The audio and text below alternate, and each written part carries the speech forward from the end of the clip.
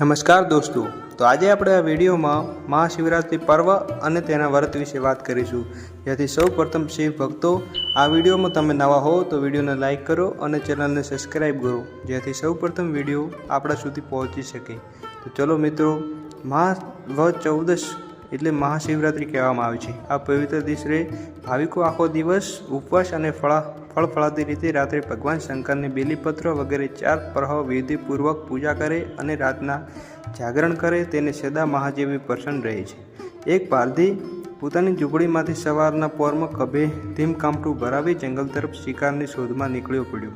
આ દિવસે મહાવદ 14 હતો, એટલે મહાશિવરાત્રિ વ્રત ભાવિક નર નારી સવારમાં શિવ શિવ બોલતા આવતા જતા દેખાતા હતા. પારધીને શિવ શિવ સાંભળીને નવાઈ લાગી. એ પણ સમજ્યા વગર ઘડીએ શિવ શિવ બોલવા લાગ્યો. તે જે સોળે મળે મસ્કરી શિવ શિવ કહેતો. આમ તે અજાણને મસ્કરી ભગવાનનું નામ લે તો શાસ્ત્રોએ કહ્યું છે કે ભગવાનનું નામ અજાણપણે કે મસ્કરી અવળું સવળું બોલાઈ જાય તો તેને ફળ મળે છે. આજના દિવસે મહાપવિત્ર હતો. તહેવારનો અને વ્રતનો દિવસ હતો. આ દિવસે પાપ નહીં અને કુદરતી રીતે પારધી જંગલમાં ખૂબ જ આથડવા છતાં એક શિકાર મળ્યો નહીં. આથી તેને પાપ થતું અટકી ગયું. વળી શિકારની શોધમાં દિવસભર તે ભૂખ્યો તરસ્યો અને આથમ્યો હતો, એટલે અજાણપણે તેમાંથી ઉપવાસ પણ થઈ ગયો હતો. મનુષ્યનું શ્રેય થવાથી આજે સંજોગોમાં આપોઆપ ઊભા થઈ જાય છે. પારધીને કંઈ શિકાર મળ્યો નહીં, એટલે રાતવાસ જંગલમાં જ રોકાવાનો વિચાર કર્યો. બીજા દિવસે સવારે શિકાર પોતે ઘેર જશે તે વિચારી સાંજ પડતા સરોવર નજીક આવેલું બીલીના ઝાડ ઉપર ચડીને બેસી ગયો. આ બીલી વૃક્ષ નીચે પુરાણું શિવલિંગ હતું. તે એના ઉપર બેઠો પારધી આમ તેમ હાલતો હતો, એટલે ઝાડ પરથી થોડા થોડા બીલીપત્રો ખરી પડતા હતા. વળી તે રમત રમતા પણ બીલીપત્રો તોડીને નીચે ફેંકતો હતો. તે બધા ઢંકાયેલા અપૂત શિવલિંગ ઉપર ચડ્યા હતા. રાત્રિના પહેલા પ્રહરે એક મૃગલી સરોવરમાં પાણી પીવા આવી. પારધીને ચકોર નજર તેના ઉપર પડી. તેનો શિકાર કરવા પ્રેરાયો. તેને ખભા પર તીમખાંડું ઉતારીને નિશાન તાકવાની તૈયારી કરી, પણ હલનચલન થવાથી વધુ પાંદડા ખરી પડ્યા.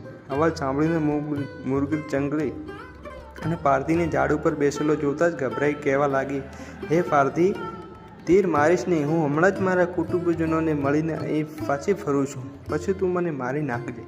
પારધીએ કહ્યું, એ કઈ રીતે પાછું આવી હશે? તું મને છેતરીને અહીંથી ભાગી જવા માંગે છે.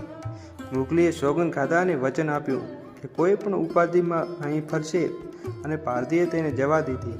જીવનદાન મળવાથી મુગલી અરસભેર પોતાના રહેઠાણમાં જતી રહી. રાત્રિના બીજા પહરે મુગલી તરસ લાગવાથી તે સરોવરના કાંઠે પાણી પીવા આવી. ત્યારબાદ પારધીએ તેને મારવા તેમ કાંઠું તૈયાર લઈને થયું. આ વખતે પણ તે હલનચલન ઘણા બીલીપત્રો નીચે શિવલિંગ ઉપર ખરીને પડ્યા. બીજી મુગલીએ પણ પારધીને ઝાડ ઉપર નિશાળ તાકીને બેઠેલો જોયો અને કરગરી કહેવા લાગી, ભાઈ, મને મારીશ નહીં. હું મારા કુટુંબજનોને મળીને થોડી જ વારમાં પાછી ફરું છું, અને પછી મને મારી નાખજે. પારધીએ કહ્યું, હું કોઈના ઉપર વિશ્વાસ રાખતો નથી. હમણાં એક મૃગલી વિશ્વાસ આપીને મને છેતરી ગઈ. પાછી દેહ જવા માટે હજી જીવ જવા નહીં દઉં.